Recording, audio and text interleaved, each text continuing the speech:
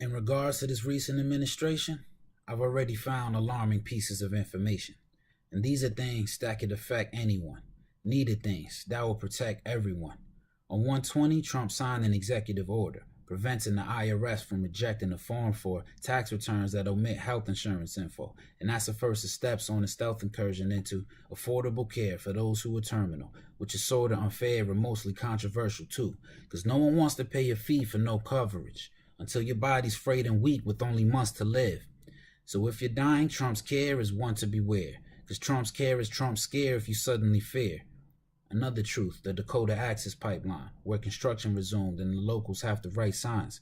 When we transport crude oil, there are boundless dangers. Leaks contaminate the water of surrounding areas.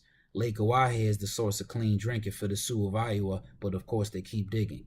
And bulldozers have disturbed their burial grounds. Full disclosure, when they disperse various crowds, it's via violence, beanbag rounds, pepper spray and mist, and high-pitched sirens. People back down, they get away with it.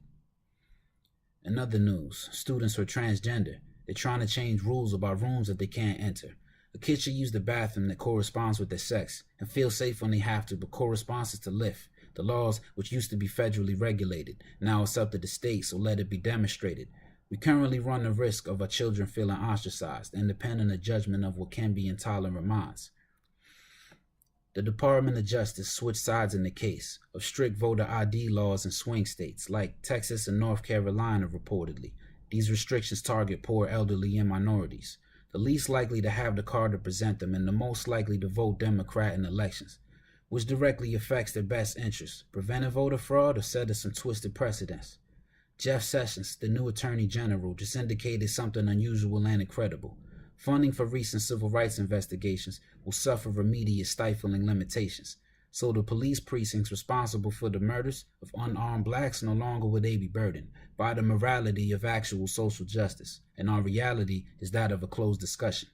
So there's freedom for cops to decide what's right, which includes unneeded beatings and homicides alike.